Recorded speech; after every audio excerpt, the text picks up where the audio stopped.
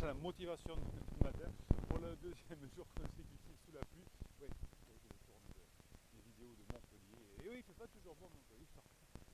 C'est bizarre en hiver, il fait beau, parce que ça me rappelle quelques autres il est plutôt en hiver, donc ça va mal. Il y a beaucoup de mauvais jours, il y a beaucoup de jours où il fait froid, beaucoup de jours où il y a de temps en temps il y aurait un soleil, mais ça ne dure pas longtemps. En revanche, l'été, c'est l'inverse. Quand vous êtes de bonne humeur ou que votre conjoint sort de très tôt, il y a beaucoup de bons moments de soleil et puis évidemment de pluie. C'est comme ça. Alors aujourd'hui, je vais vous parler de persuasion, parce que ce soir à 19h, nous avons les lives pour avoir des informations sur les persuasions positives. Aujourd'hui, je vais vous apprendre à discerner. Alors, vous avez ici une différence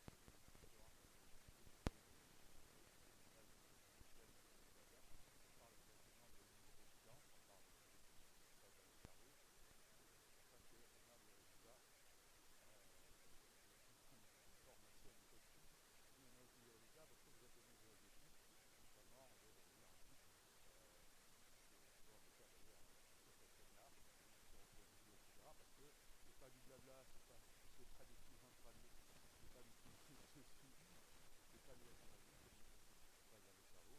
Alors aujourd'hui, je vais vous narrer une expérience que l'on a fait sur l'université de Strasbourg pour savoir quel est l'impact de la persuasion dans le cerveau, et notamment des histoires. Vous savez, outre la formation l'art de la persuasion, dont on parlera ce soir à 19h dans le live, vous avez la formation sur l'autobus où je vous entraîne à raconter des histoires et à convaincre plus facilement les personnes. On en reparle dans la formation du jour, évidemment, la formation de cette semaine, dans les formations de coaching que vous avez bien sûr en descriptif de cette vidéo.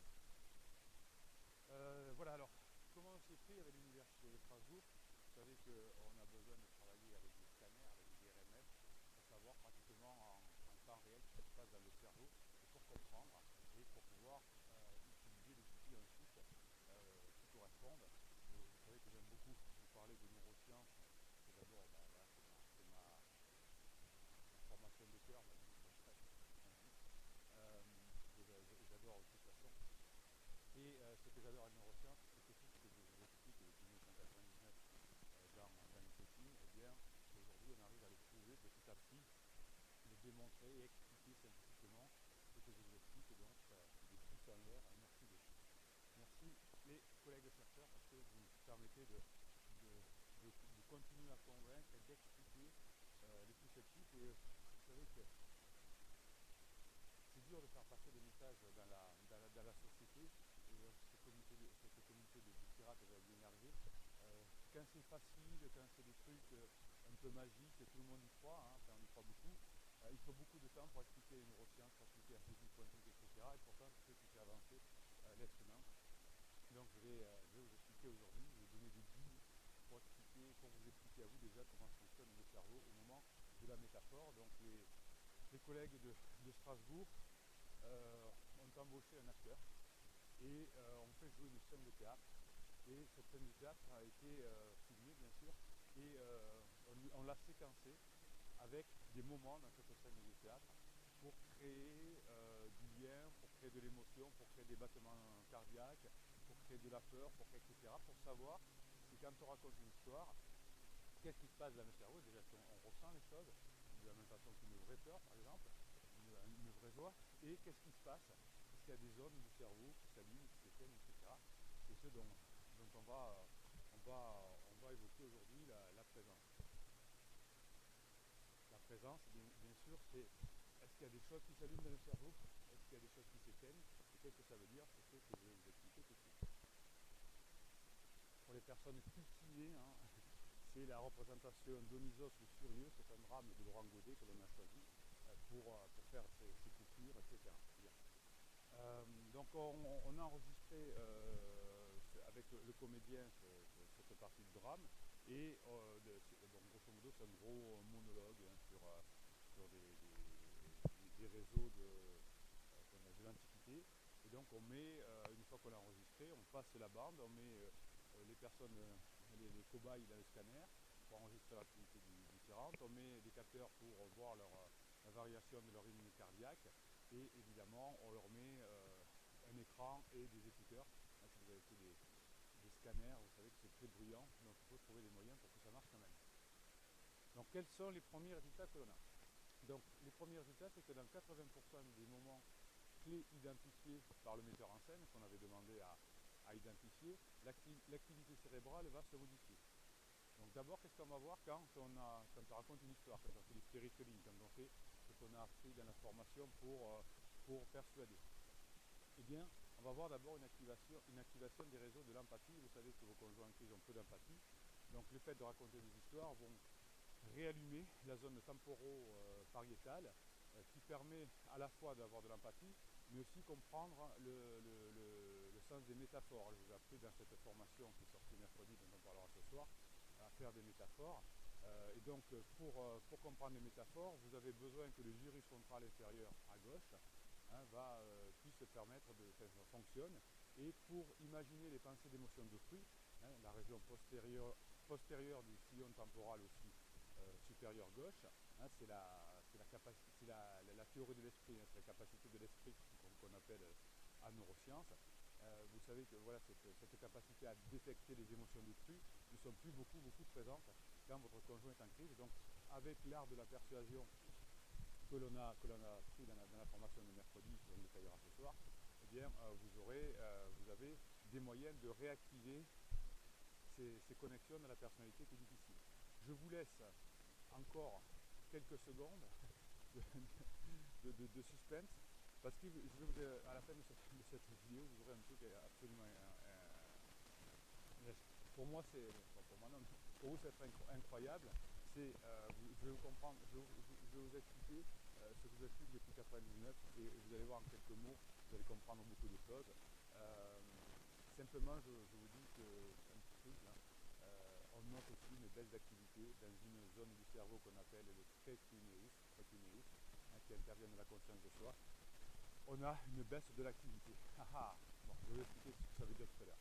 Donc raconter des histoires, avoir l'art de la persuasion, c'est donc à la fois faire fonctionner son sens de la métaphore, faire preuve d'empathie avec les personnages, c'est-à-dire ce que vous allez raconter, et d'identifier les pensées, les intentions, l'état d'esprit, etc. Ce n'est pas tout. Ce qu'on a vu aussi, c'est que les capteurs cardiaques vont livrer un message qui est très important également. Les cobayes vont subir, dans ces moments clés de l'histoire que vous allez raconter, comme de l'histoire que raconte l'acteur, une diminution de leur variabilité du rythme cardiaque, donc moins de rythme cardiaque, donc moins d'énervement. Donc là, la fréquence de leur battement va se stabiliser, donc moins de fluctuations, comme dans un état finalement de conscience spéciale que l'on obtient dans ce qu'on appelle la cohérence cardiaque. Vous avez des exercices sur cette chaîne, la cohérence cardiaque, qui vous permet atteindre des mouvements, des états modifiés de conscience. Vous comprenez la métaphore, ce que ça va amener? On y est presque. Donc ce qui veut dire très simplement que l'influence du système nerveux, qui est, bon, vous le connaissez maintenant, c'est le parasympathique sur le rythme cardiaque, c'est ce qui va apaiser votre conjoint en crise ou une personnalité difficile, c'est le type de réaction que l'on observe dans le cadre de l'hypnose. Je vous mets dans chacune des formations de la neurohypnose, c'est-à-dire c'est une forme d'hypnose plus poussée avec des messages subliminaux. Et on sait depuis maintenant une quinzaine d'années que l'hypnose, qui est un état particulier qui va permettre d'implanter de nouvelles représentations chez le sujet. Déjà en 2006, on avait étudié ça, notamment c'était Feymonville, c'était une chercheure de l'université de Liège qui nous avait expliqué déjà comment fonctionnait le cerveau en état hypnotique. Donc la baisse d'activité quand vous racontez des histoires, quand vous mettez en œuvre la formation qui est sortie mercredi, eh bien, cette baisse d'activité constante va faire que on va pouvoir calmer la personne et on va pouvoir faire que la diminution de cette activité dans le précuneus va diminuer, comment dirais-je, je vais y arriver Bruno ce matin, le métaboliste central de l'état hypnotique, et donc votre partenaire, la personne qui écoute votre message, va avoir une perte temporaire de la sensation du corps, de la représentation de soi. Donc elle va sortir de sa galère, va sortir du je veux plus t'écouter, je t'aime plus, c'est fini, il n'y a plus d'espoir. Donc on va observer grâce au scanner un moment de basculement où votre conjoint va adhérer à la fiction, au storytelling que vous allez faire. Et du coup, quand il va y avoir ce basculement qu'on voit très bien d'ailleurs sur le scanner, eh bien, votre personne va imaginer que ce qu'elle perçoit, ce que vous racontez, est une réalité. C'est le même fonctionnement que la réalité et ce qu'elle est en train de vivre et ce qu'elle est en train d'écouter. Et on va conformer ça par les variabilités du rythme cardiaque qui vont être moindres, puisqu'on va être près de l'hypnose.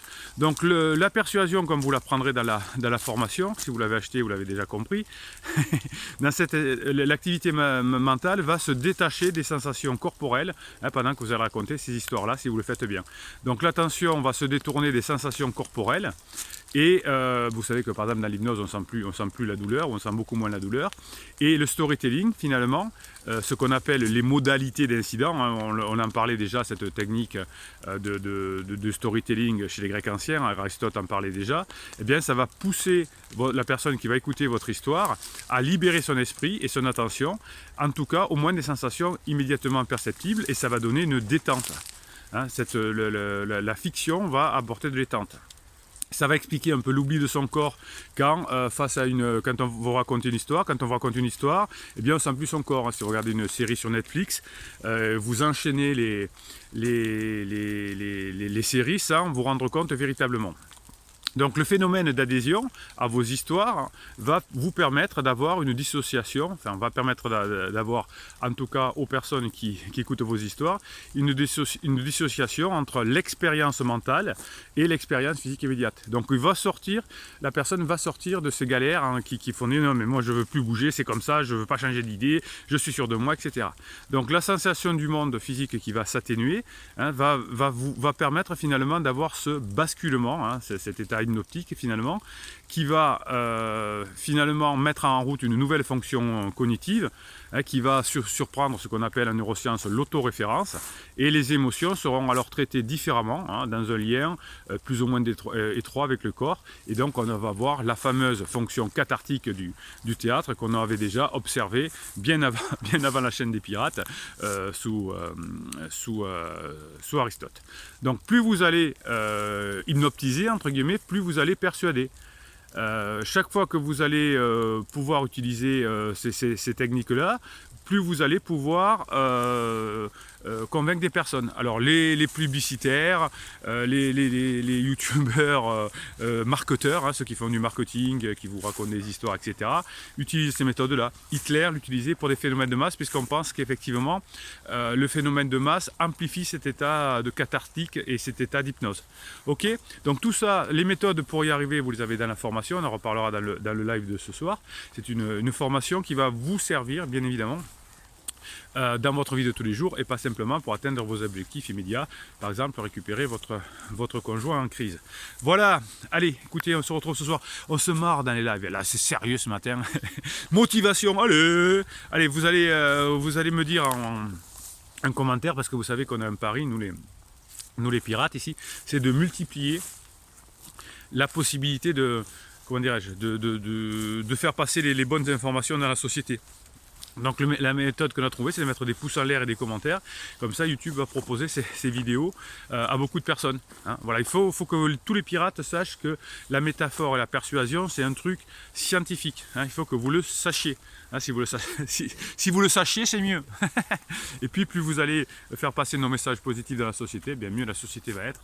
Allez, voyez, hop, un peu de plus ce matin. Voilà. Bon, mais je me suis bien gelé pour refaire cette vidéo. le sudiste qui se plaint parce qu'il fait froid dans le sud. Eh bien écoutez, je vais vous laisser parce que j'ai dans 10 minutes mon coaching du matin. Le premier de la journée, je le fais juste après cette vidéo qui me met toujours en patate. Et puis la journée va être longue, puisque ce soir, il y a encore le live à 19h et j'ai encore un coaching après le live. Donc... allez, la patate, j'ai de l'énergie, je m'en fous, car je vous kiffe les pirates. Allez, pouce en l'air, commentaire sous ces vidéos. Qu'est-ce qu'on va faire encore? Abonnez-vous à cette chaîne. Et Bruno Marshall, Private Joke pour nos pirates. Bruno Marshall, et il vous dit à très bientôt.